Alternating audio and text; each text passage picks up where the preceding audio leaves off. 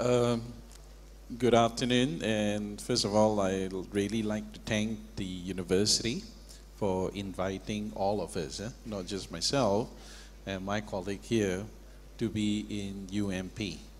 Uh, Having a spouse, which is my wife in front here, she's from Kuantan.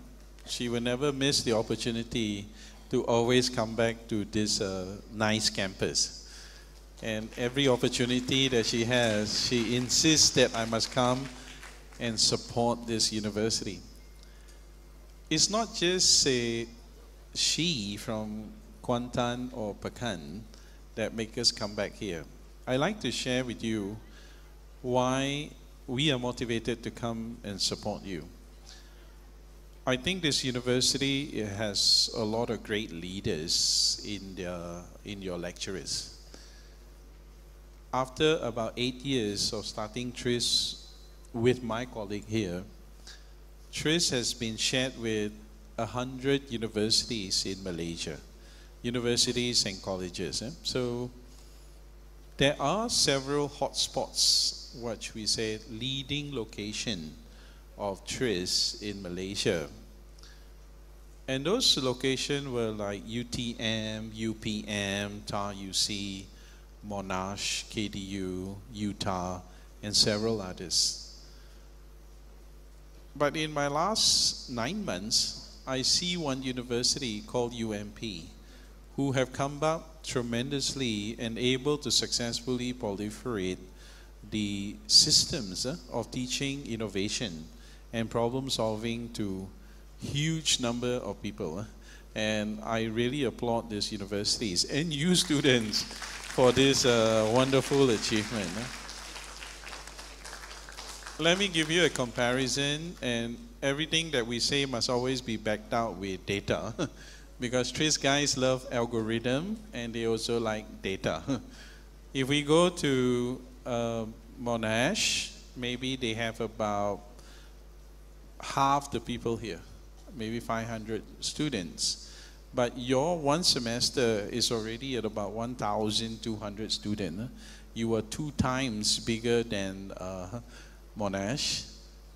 Uni KL trains about maybe 200 to 300 students a year, and they get their certification, tapi they don't have a chance to practice and make prototype like all of you. And you really must thank your lecturers and the system here for enabling you that. All right, so having said that, I think you have good opportunity to practice. I like to take you back maybe 8 years ago, around 2010 and 2011. I had the opportunity after my assignment with Intel to work with a government-linked corporation called MDEC. In that wonderful organization, I had the opportunity to be assigned to look at what is lacking in our graduates. There were several things that were lacking at that time. That was 8 years ago. One that was glaring was our ability to speak English. And today, I don't see that as a problem here anymore. And after 8 years, we are improving, which is very good. Another area that were of concern to the country at that time was problem solving.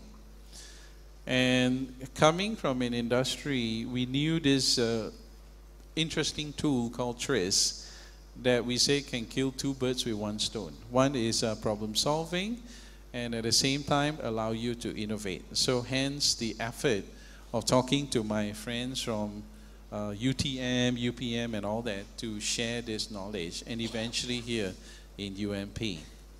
And the third gap that we've learned 8-9 years ago was technical domain expertise. That was something that we were of concern. And among the 3, when we ranked it, it looks like domain expertise is the easiest to learn. Whereas there were 2 that was of concern to the leaders of our country. One is problem solving, and second was communication skills. And today we are very proud to see all of you able to learn some parts of TRIZ. And I hope that's the beginning of your journey. And the question is, where does it go on the day-to-day basis, at the same time, global perspective? Take this down. The direction of where TRIZ is going is one, crossing domain. It started with work from a mechanical engineers. If you looked at the work of the discovery person, Genrich Alschuler, it started more of a mechanical area. And over time, today it has spanned across not just mechanical, you've gone through to computer science, to architect, to even accounting, and many, many domains. That is one direction it is going. Another direction it is going is that this tool used to be learned only by industry people when they are aged maybe 25 and above. But today we're seeing that people are learning TRIZ at a younger and younger age. So what is happening now is we're starting to see very young age of people starting to learn how to solve problem and invent. And lastly, it is crossing geography. Something that have started in Russia, have traveled to the America, and eventually passed on to several European countries, and has arrived in, as what Dr. Zhou said and what Dr. Roshdi said, China, now Southeast Asia, and many areas. This team of people have been instrumental in pushing TRIZ or selling TRIZ in Malaysia. Today we have about 10,000 plus people in the community.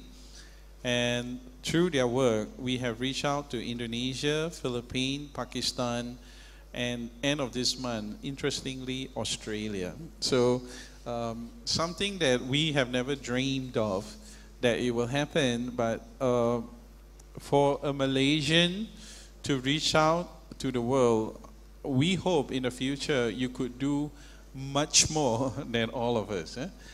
And the question that was addressed was, how would TRIZ be used in our daily life? Follow on to what Dr. Zhou says, one very interesting innovation that came from China recently had been improving the use of this toothpaste. When you go to a hotel, you normally get this small toothpaste. And this toothpaste has a cap. At the end of the cap, there is like a needle where you push into the toothpaste and break the cover so that you can dispense the paste. They felt that that cap can further be improved because it's actually not much of a use. In that toothpaste dispensing, there is already a layer of aluminum foil covering that toothpaste. What they did is they transferred the pin from the cap to the toothbrush. And in all toothbrush in hotel in China, there is a little pin that is put inside part of the handle of the toothbrush, and then you just use that to push and open up the toothpaste. While that saving could be a few cents, but when you have millions or billions of this 1 cent, it actually net out to a lot. And fairly recently, about maybe last week, I was in Indonesia. In Indonesia, they are looking at teaching TRIZ in architectural faculty. That has been something that we have not thought of. But to them, they said, in architect, they actually struggle with a whole lot more contradiction than you and I are aware of. And personally for me, catching up to the mood of the recent election, I undoubtedly have been using TRIZ and discussed this with my colleague here. And there is one tool that we use favorably, which I know you have not learned yet, is called the S-curve. And this S-curve predicts what stage of a life cycle you are at, and eventually looked at how you would evolve. Interestingly, you can start having discussion if you are the existing government what would you do? And if you are losing a lot, what would you do as your next goal? It's not about just taking sides, but I like to challenge you, if you are the leader of either side, what would you do?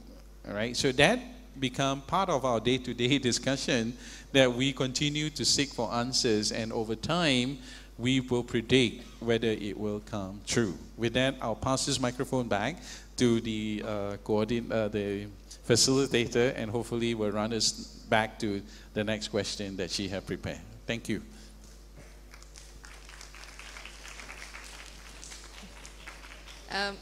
Bagi yang kurang jelas, tadi Mr Tan ada cakap macam mana TRIZ ni